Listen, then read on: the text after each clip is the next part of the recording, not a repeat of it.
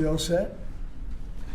So I have some incredible people, and this is a very exciting thing that we're doing, and it was fast. They've wanted to do it. I understand they've been here hundreds of times over the years trying to do it, and they're going to give you a little bit of history. Roger Penske, everybody knows, he's a legend in many different things, but certainly in racing. He's won the Indianapolis 500 20 times. On the 18th time, I said, he's been a friend of mine for a long time, but on the 18th time I said, I think I'm going to give him the Presidential Medal of Freedom because, you know, how do you do that? Japan, Germany, Roger, right? Everybody, they want to win the Indy 500. Right. They spend billions of dollars getting a car, and this guy wins it like every year. He won it so many times that he ended up buying the track. So now he owns a track, he owns a race. It says pretty good. Now he's won it, though. He won it 2 times since he got it. And it's a total of 20. And didn't you win the Daytona 500? Yes. How many times? 4 times. That's all? That's terrible. I can't believe it. Anyway, if you win it once, it's like great. The guy's amazing. He's a genius, and a real genius at cars and racing. And they are going to put up something that's really amazing. It's really having to do with our great 250th birthday, where we're having so many wonderful things. UFC is coming, as you know, in front of the White House with a building literally a stadium. We're going to have over 100,000 people. And this is going to have a lot of people. I won't even say how many people because I think it can set a record for racing. It's going to be very, very important. We're celebrating greatness with American motor racing. That's going to be the name of the event. It's going to take place on August 21st through the 23rd. And it's going to be so exciting, and I love the racing. I don't have a lot of time to watch it, but I love the racing. And just before we start, I will say numbers came out this morning. They're phenomenal for the country. So we announced yesterday that for the first time in, I think, 28 years, America made more steel than Japan. Can you believe it? Japan's a big steel country. America made more steel than Japan. The numbers are record-setting numbers. Every one of our numbers are doing. We've never had anything like it. We have over $18 trillion coming into our country. We're building thousands of plants and all sorts of businesses all over the United States. It's never been anything like it. $18 trillion investment. So we have over $18 trillion being invested in the United States of America. The record was $3 trillion 10 years ago, not by us, by another country. And we're going to do 18, and I think the 18 is going to go higher. We're just looking at 11 months. The 12th month hasn't come in yet, but it's going to bring us over 18, maybe even hit 20. So you have 18 to $20 trillion coming in, and we've never had anything like it. We have a record we just set, as you know.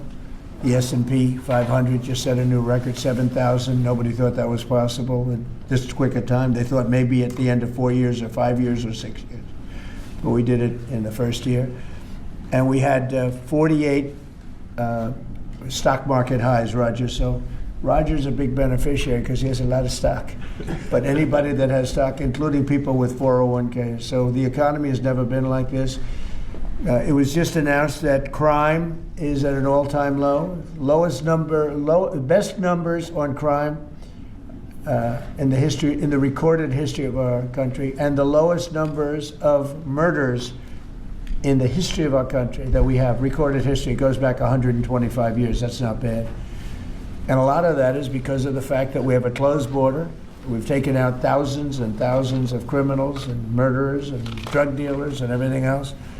And we've either brought them back to their country, or in some cases we have to put them in our jails because we don't want to have them come back. And so we don't want to just bring them back to their country and then they maybe come back. Despite our border, they're pretty sneaky, pretty smart. So we're doing things that nobody's ever seen before. The country is really in great shape. We have a large armada, flotilla, you can call it whatever you want, heading toward Iran right now. Even larger than what we had in Venezuela. It's still in front of Venezuela. The Venezuelan situation, the leadership is doing a very good job. We're very happy, and we're getting along very, very well. And we're inviting countries of the world very shortly. They're going to be starting to take the oil. We're going to be heading that with the country, and it's worked out really well. We're now sending actually a larger number of ships to Iran, and hopefully we'll make a deal. If we do make a deal, that's good. If we don't make a deal, we'll see what happens. But this is going to be exciting. So I'm going to ask, and he really is a legend. He's a great man. I've known him for a tremendously long time. I refuse to say we were both young. Now we're both a little older. We refuse to say old, but we're a little older. But Roger Penske is the chairman, as you know, of Penske Corporation. He's got everything you can imagine, mostly, I think, to do with automotive. And I'd like to ask him to say a few words about the event, because this is going to be, they're putting everything behind it, and I think it's going to be really exciting. Roger, please. Well, thank you, Mr. President. This is a really amazing time for us as a company to support the 250th anniversary for the country. And there's no better way for us to bring automotive and speed into the DC area, and to have the opportunity to be able to compete here with our Indy cars.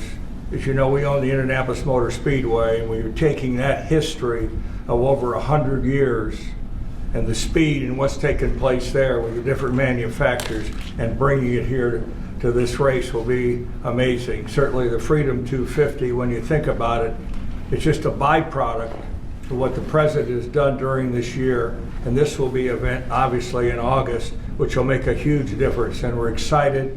Be areas for people to see. Most of the grounds will be free. So it's going to be an economic benefit to the area, to the city, and obviously with our Fox partner, Eric Shanks, will be our media partner. And believe me, what they did for us at Indy this past year, they're going to take that and put it on steroids, really, and take it to the next level. So thank you, Mr. President, for allowing us to come into your city. That's so great, Roger. Thank you. Great man. Eric, I'd like to have you say a few words. He's done a fantastic job at Fox, and he's really excited about this, and I know they're going to lay it on the line. Eric, please. Sure. Well, thank you, Mr. President, for having us here today. Big shout out to Secretary Duffy. This project was kind of on life support until you stepped in recently and got us here today. Secretary Burgum, your team has been absolutely incredible. Explain how many times you came to Washington trying to do this. I think Bud came here 81 times. 81 meetings I had in Capitol Meeting Hill. with senators, meeting with people at the Capitol. And they all wanted it.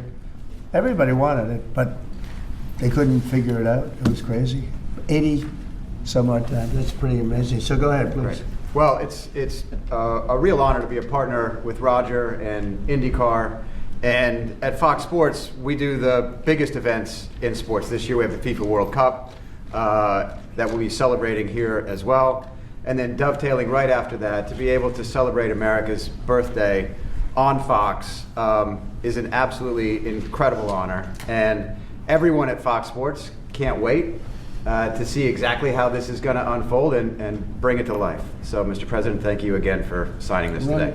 And the big thing, it's August 21st through the 23rd, and I believe the race is on the 23rd, right? Yes. That's going to be incredible. They're going to have practice sessions. It's going to be just a very exciting period, I think, for Washington. If I could, I'd like to ask Sean Duffy, the Secretary of Transportation, who's terrific and doing a great job. Much more important than Sean is we have Rachel Campos Duffy here, and she's one of the greatest people I know and one of the greatest people on television, so most of you know her, but I don't think we'll have her speak about the race because she knows less about it than anybody up here. But she is fantastic. Sean, please. So the President gave us all a directive, which I'm grateful for. We're going to celebrate America's 250th birthday, and he asked all of us to think outside the box. How do we make this historic and cool, and let's all do this together? And he loves the country, he loves the birthday, and so we at DOT were working on this concept. We didn't know at the same time Penske was working on the same project too. And so we've come together, and Doug has been a wonderful partner. But to think 190 miles an hour down Pennsylvania Avenue, this is going to be wild. The last time we had a race in the capital city, Bud, was when? 1801, Thomas Jefferson with the horse race. A horse race in 1801, Mr. President. Now we're going to do a real race. That's so great. That's such a great. So listen, this doesn't happen. You know, we just don't come in and ask the president to sign. There's a lot of work that goes into this, as you can tell. Bud and my chief of staff Pete all had a lot of meetings on the Hill. We couldn't be more excited about this.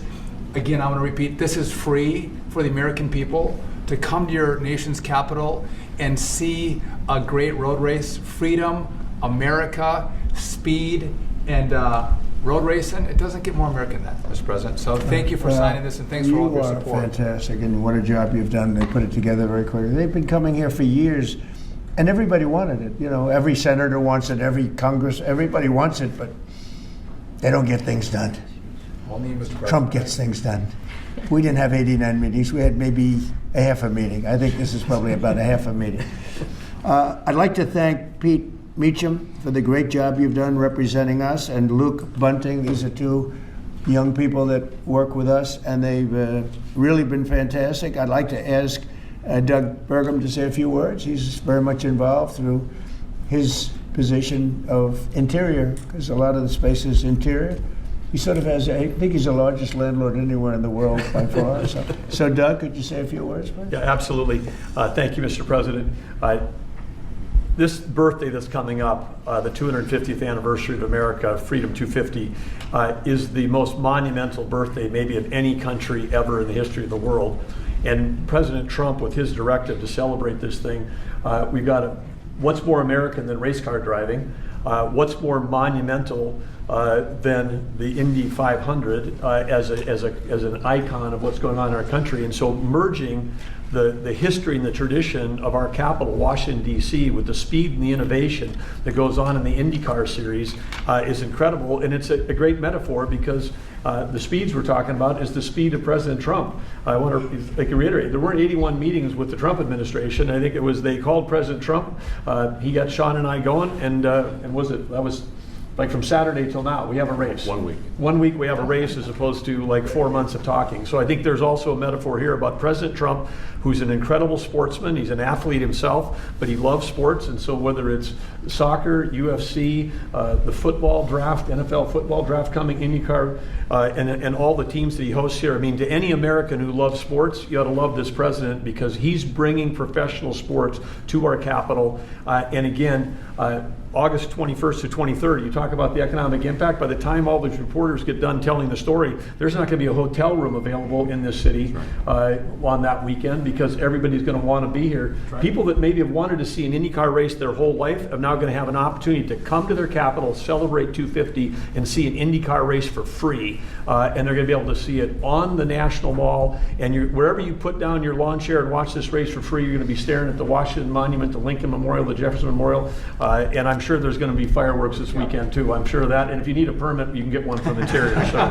So anyway, it's absolutely incredible. And congratulations to Sean, the Penske organization, Fox Sports, everybody for putting together. This is going to be a great celebration for America. Thank you very much, and you're doing a fantastic job. Could I just ask Bud Danker, he's the president of Penske Corporation, to say a few words, please? Well, thank you, Mr. President. You know, Eric Shanks and I from Fox had this dream, and just last July, and could it ever be possible to bring a race to our nation's capital to celebrate our country's history? And everybody said there's no way. It's impossible. How do you put a race on at 190 miles an hour in a city like Washington, D.C.? I came here, I walked this area for a while, I found a racetrack on the Capitol grounds, up against a lot of meetings, and couldn't get the kind of support we need. So within a week, Secretary Duffy and we put this together with the president, didn't we? And now we have a race here on our city property, on the national properties, that is going to celebrate America. The word free shouldn't be overridden, because we are going to have a free event here. People come out and celebrate our country's history. I also want to thank Mayor Bowser. She has been a great partner in this process as well too. So I know, Mr. President, she's a great supporter of what you've done here in the city as well too, and we thank her for this. But we're going to have an amazing event. We're going to make everybody in this country proud. We want everybody to come out for free and enjoy this and celebrate our country the way it should be here in the nation's capital. Thank you, Mr. President. And I said, pick the best site. It's very important. Pick the best site. Don't go for second or third, because there's a lot of different routes. I said, pick, even if it's more difficult to get approved. pick the absolute best site. And they were actually looking at another site, and when I said that, they said, well, the best site is this site, the site we're doing. I said, let's take a look at it, and we think it's the best site too. It's actually better than the original site they were looking at, but if we're going to do it, we want to do it right. So this is going to be something in terms of the road width, the crowds, and everything else that we can all, the best site, one of the best sites I've ever seen, actually, and it'll be beautiful. So I'm going to sign this, and if you have any questions on this subject, that'd be great. We just named a new Fed chairman today. You know that? He's a central casting. He's like Roger Penske, central casting. Very nice. You know him, Roger? Very good guy.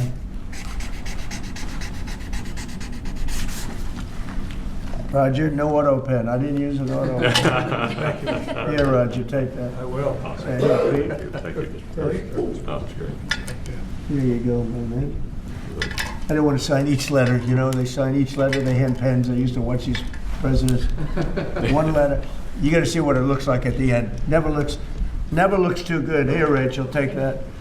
It's for your team. Thank you. Congratulations. This is really exciting. Thank you. Really Mr. good.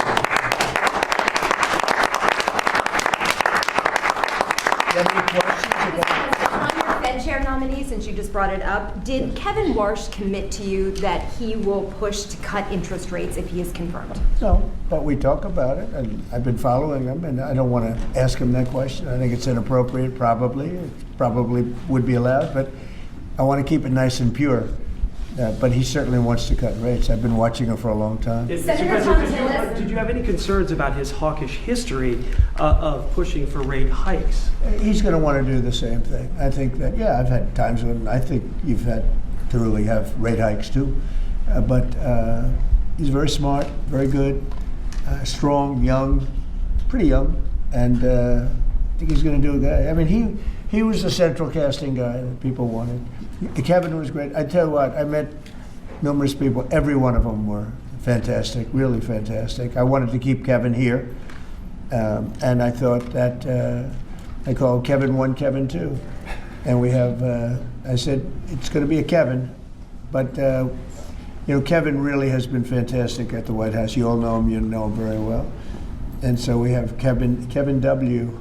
Are you concerned, Mr. President, about the confirmation hearings? We've heard No. Senator Tillis. No. You think with the DOJ investigation? This is in the whole country. I would say that this was the perfect candidate. This was not a surprise or anything. This was the man that's most qualified. Top student, best schools, everything was like perfect. The youngest person ever to serve on the Fed. Got the whole package. Looks don't mean anything, but he's got the look, right? Roger, looks don't mean anything, but if they have the look, it's okay. But he's got the whole package, and I think he's going to do a great job, and he loves the country. Mr. President, why are you Will you speak to Please, in the back, yes. Are you giving Iran any kind of deadline to make a deal before potentially taking Only military they action? know for sure. Have you communicated that to them Yeah, directly? I have.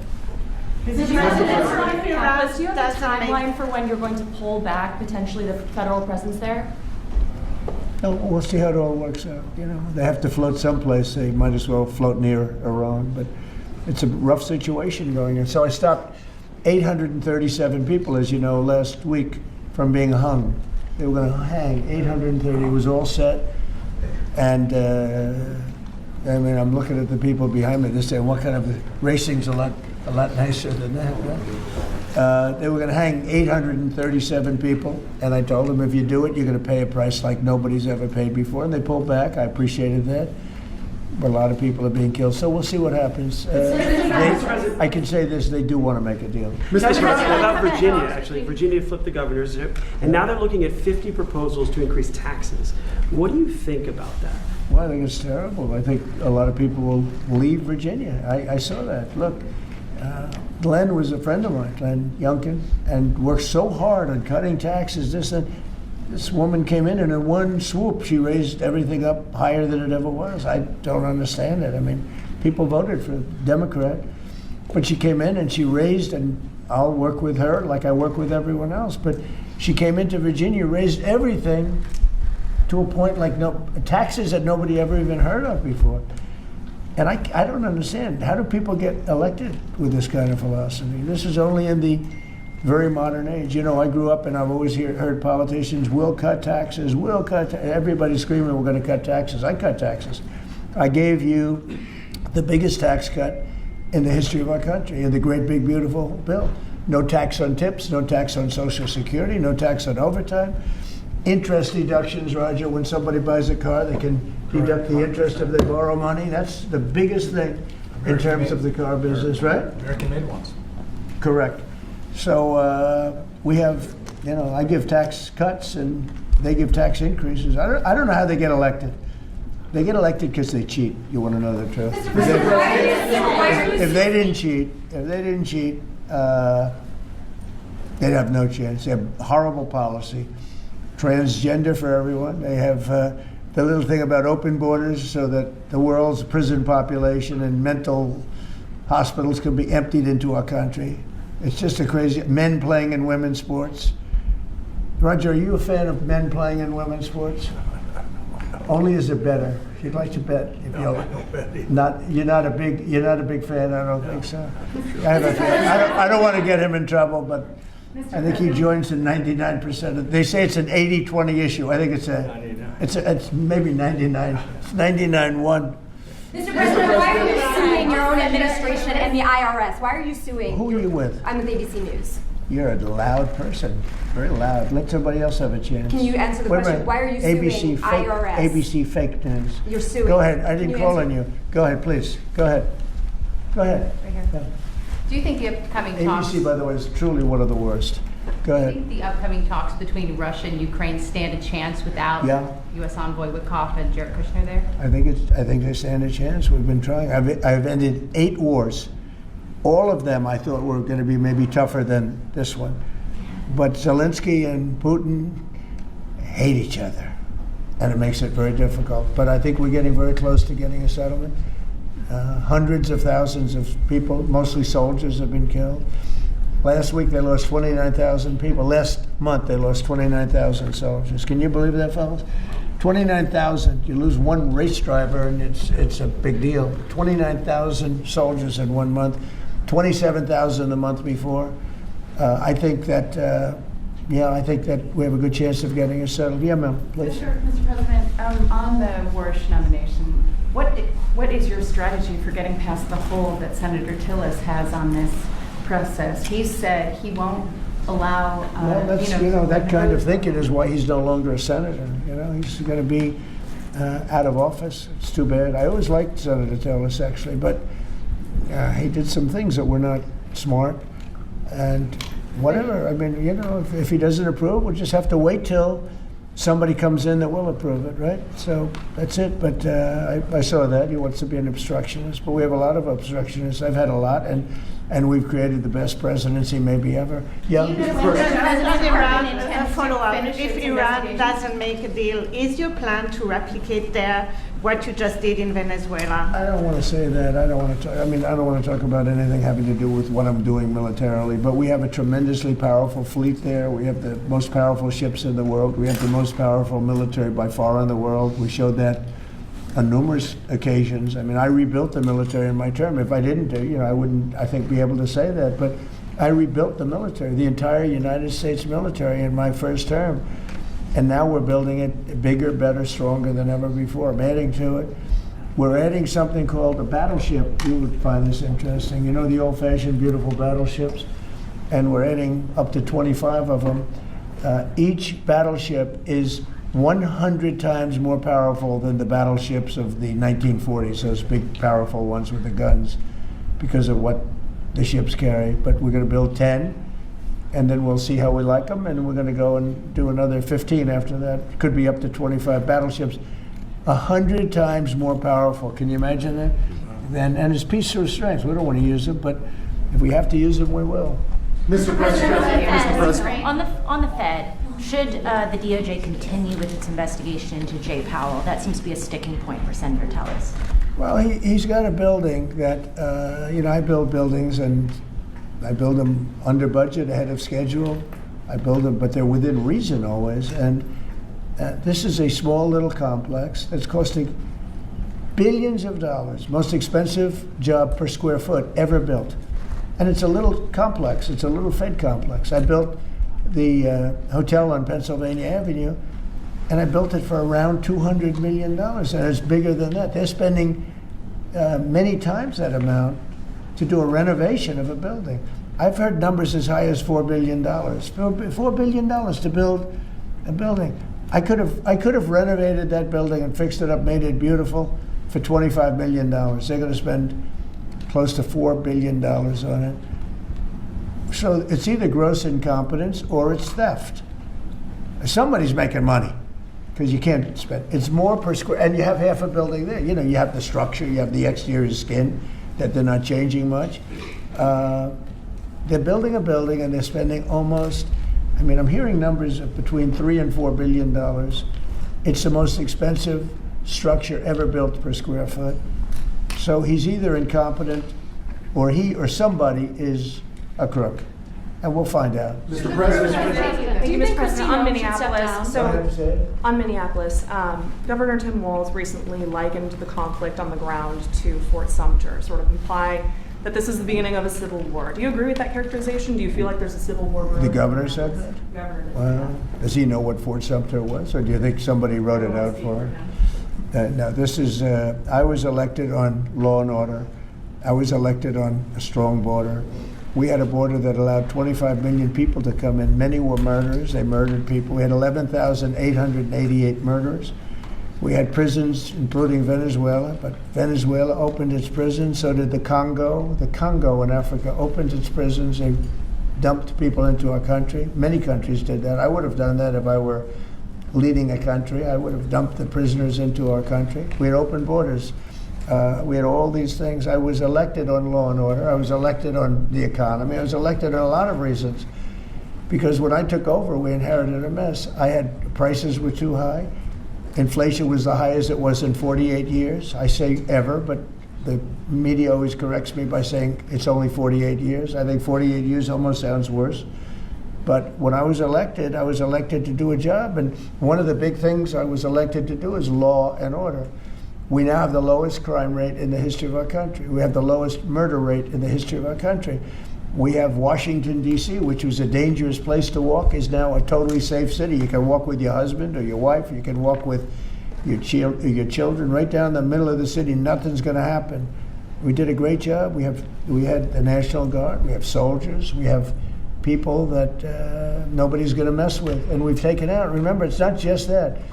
In Washington, we've removed over 2,000 criminals. And you know, if you look at the numbers, a very small percentage of your population, 2%, 3% of your population causes 90% of the crime. So when you move it's amazing how that works. But the criminals go over and over and over again. So 2 to 3% of your population can cause over 90% of your crime. So it's not that complex. We moved 2,000 people out of Washington. We brought them back to their countries where they came from. They came through open borders by sleepy Joe Biden. And I will tell you, Washington is safe. If you look at New Orleans, as you know, we went there about 4 weeks ago. I was with the mayor of New Orleans last night. He was at the premiere, and she was at the premiere. She was great. I believe she's a Democrat. She came over. She thanked me so much. She said crime is down more than 50% in just a few weeks. And you couldn't even walk down the street in New Orleans. It's so bad. And now they let us in there, and she is thanking me so much, so profusely. She was great last night. I'd do that if I were a Democrat. I'd say call Trump in, let them do what they do. But we remove people, criminals from the cities, and they become safe cities. If you look at Minnesota, Minneapolis, we have crime down there because we took out thousands of people, despite all the mess and everything else. But do these people really want to have rapists? Do they really want to have drug dealers and people from prisons and murderers? Do they really want to have them in the community? You know, it's really insurrectionists and agitators, and they're paid. And you can tell a lot of reasons. Number one, they're professionals, you know, with their mouth. But they're also, you look at the signs are all professionally made. They have signs that are gorgeous. In fact, I want to get the sign because I need a lot of signs for different things, and I want to find out whoever does their signs, they do a beautiful job. You know, everybody has this beautiful sign with brand new wood. It's like leather panels. They have a leather handle on the bottom.